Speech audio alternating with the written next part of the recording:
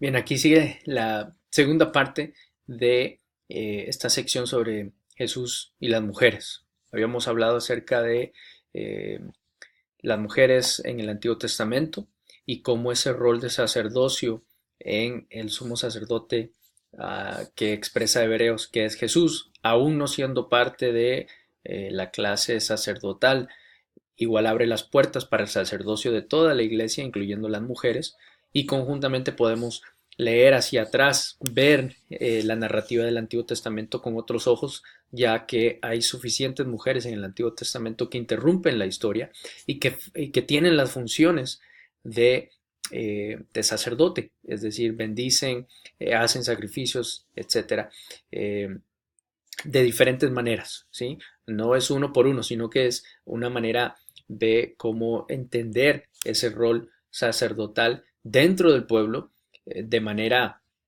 casi fuera de eh, lo normal, pero también por medio de Jesús vemos cómo es posible fungir ese rol sin tener el título o ser parte de la tribu de Leví, ¿verdad? En el Nuevo Testamento, la otra pregunta fue, Jesús, no tenemos manera de ver cómo Jesús llamó a las mujeres a ser apóstoles, en otro deseo ser tener ese rol más específico, ¿verdad? Entonces, en esta sección que hemos titulado Jesús y sus discípulos y discípulas, quiero empezar diciendo que lógicamente los dos factores para la exclusión de las mujeres en la narrativa de los evangelios que tenemos es la inferioridad e impureza de las mujeres, ¿sí? Los dos factores para esa exclusión de decir o de no tener a las mujeres siendo específicamente eh, llamadas a un rol como apóstol, como discípulo de Jesús, es la inferioridad e impureza de las mujeres. Entonces, pero Jesús rechaza esta connotación cultural, ¿sí? Y fíjense, tomando solamente como modelo a Lucas, ¿sí? Si empezamos en Lucas capítulo 7, versículo 36 a 50, vemos cómo ahí ya comienza a haber un cambio de entendimiento, de visibilizar a las mujeres, ¿sí?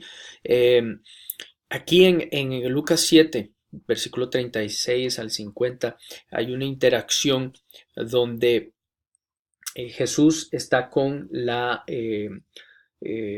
mujer que ha derramado el alabastro y que lo está ungiendo y que lo besa los pies y que está con su pelo eh, limpiando con sus lágrimas, está enjuagando enjugando sus lágrimas y limpiando con sus cabellos los pies de Jesús. Está en la casa de Simón, el recaudador de impuestos, y justamente hay una interacción muy interesante ahí en el versículo 44. Jesús mismo, dice el relato, volviéndose hacia la mujer, dijo a Simón, ¿ves a esta mujer? Ven cómo ahí las mujeres en el contexto de Jesús son consideradas inferiores e impuras.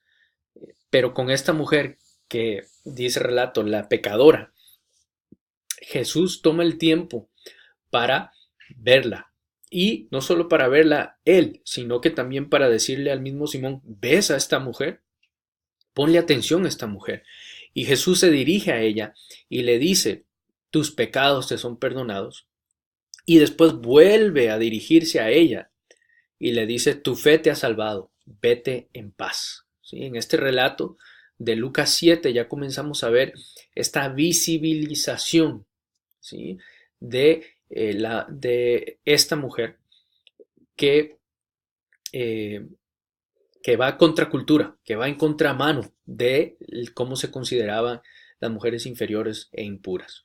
Después, si seguimos en Lucas capítulo 8, del 1 al 3, este relato es sumamente importante porque muchas veces se pasa por alto y se lee muy rápido. Pero Lucas incluye estos tres versículos y dice, acompañaban a Jesús los 12 y algunas mujeres. Lo pudo haber dejado ahí. Pero sin embargo les da nombre y les da maneras de describirlas. Pero es interesante cómo este llamamiento a los discípulos también incluye a unas discípulas, específicamente en estos versículos del capítulo 8. María Magdalena, liberada de 7 demonios, que con la connotación sociocultural de su entorno, al ser, no sabemos qué tipo de demonios era, pero al ser considerada endemoniada ya era considerada impura. Juana, se menciona otra vez por nombre, Juana, mujer de Cusa, que era mayordomo de Herodes, o sea, el esposo Cusa era mayordomo de Herodes, pero con esto también hay una connotación de que no era inferior, sino que tenía un estatus alto. Y si por si acaso quedan dudas, Susana y otras muchas mujeres tenían muchos recursos para sostener la labor ministerial de Jesús. Quiere decir aquí que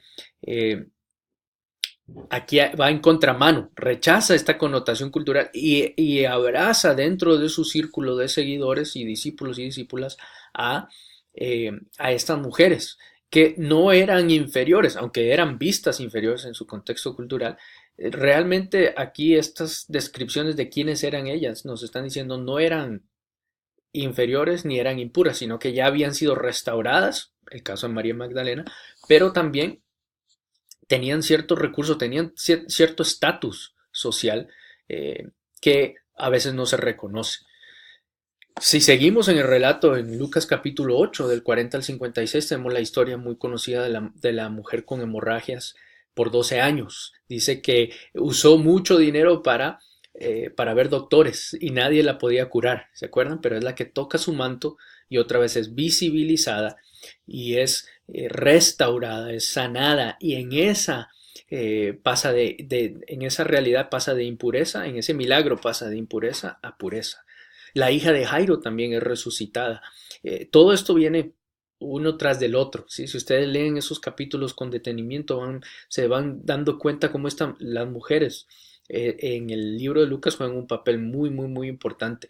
Ni qué decir en el capítulo 1 con el Magnificat de María, Ana, etcétera, ¿verdad? Pero aquí quería ver justamente cómo quería mostrar cómo estas mujeres, cada una de ellas está siendo restaurada de la inferioridad a decir, no, tienen agencia, son igual que, pero también son consideradas impuras, pero en su interacción, en su sanidad, en su relación con Jesús están siendo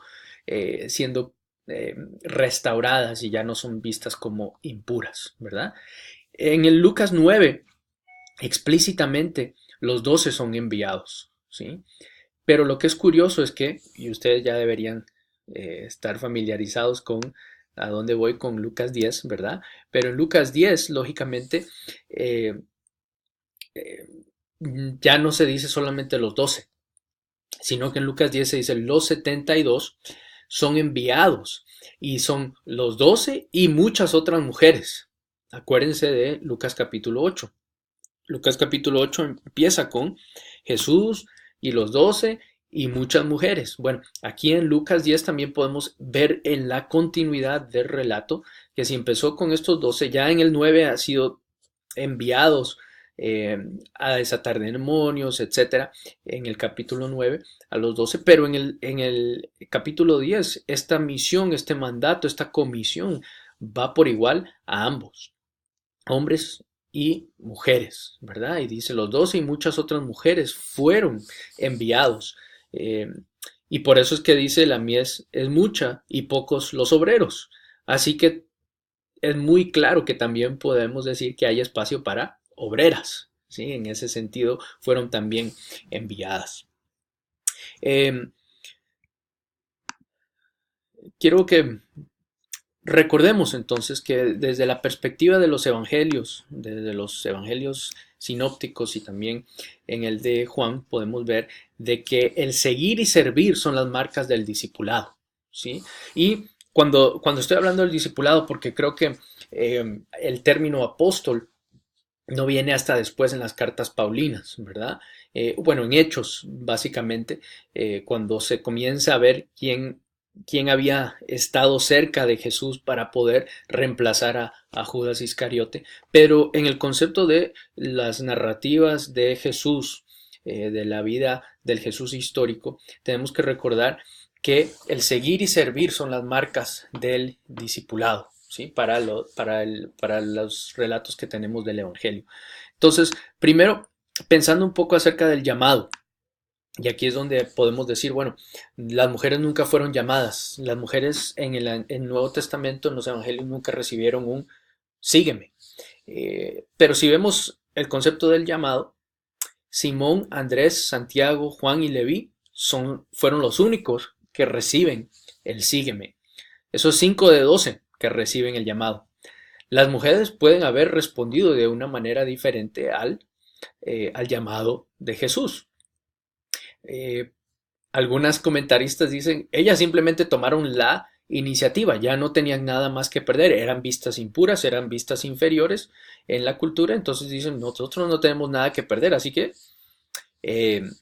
yo soy parte de Jesús y Jesús no la rechazó. Acuérdense de la mujer samaritana, ¿sí? Jesús no la rechazó, sino que más bien les dijo, adelante, continúen.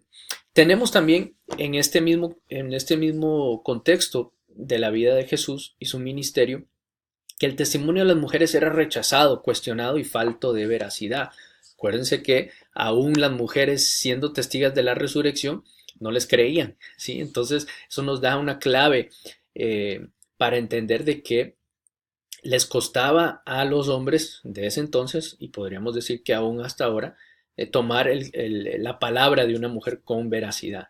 Sin embargo, son ellas las que dan testimonio de la resurrección, son ellas las que evangelizan y ministran más allá de sus roles definidos en la sociedad. Y creo que eso es algo que va de acuerdo a el rol que posteriormente van a jugar los apóstoles en recibir el llamado, ¿sí? En el dar el testimonio, pero también en el servicio. El servicio es otra de las marcas del discipulado que se menciona, ¿verdad?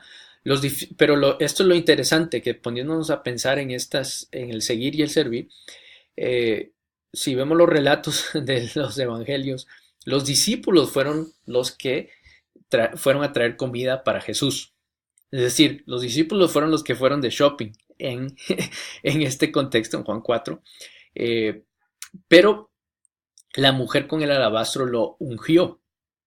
¿Ven? Ahí eso es otro tema muy, muy interesante, porque la manera en que hemos interpretado el servicio es solamente tareas domésticas o solamente tareas de lo que posteriormente se llamaría como el diaconado.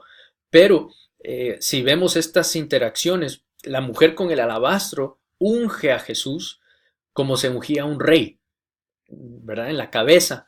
Y eso es muy interesante. Ahí hay un rol de profetisa, ¿verdad? De profeta, de cómo los profetas eran los que ungían al rey. Pero los discípulos hombres eran los que fueron a traer comida, ¿verdad? Qué interesante cómo los discípulos de esa manera sirven a Jesús y las mujeres sirven a Jesús de otra manera. Aún en el episodio de María y Marta, Jesús reconoce a María como la que ha escogido lo mejor, que es escuchar la palabra, no darle de comer, no servirle, no plancharle, ¿ven? Y ahí también hay un rol de discípula, de apostolado, ¿verdad? Y lo interesante también es que al final Jesús en Juan 21, Él es el que está cocinando. Él es el que está cocinando, ¿verdad? Él es el que está haciendo pescado asado a orillas del mar después de la resurrección, esperándolos recibir. Entonces, creo que a veces hemos malentendido el servicio simplemente como algo muy limitado y algo muy específico solamente para roles domésticos, y así hemos interpretado lo que estaba haciendo Marta, así hemos interpretado lo que tienen que hacer las mujeres, pero en realidad las marcas del discipulado, del seguir y servir, también incluyen a las mujeres, y es más, les dan otros roles a las mujeres en el Nuevo Testamento y en los Evangelios. Ya en las cartas paulinas, específicamente en Romanos 16:7, fíjense, Romanos 16 hay que leerlo con mucho detenimiento, pero aquí Pablo dice, saludad a Andrónico y a Junias, mis parientes y compañeros de prisión que se destacan entre los apóstoles y quienes también vinieron a Cristo antes que yo. Entonces, posteriormente sí había apóstoles mujeres.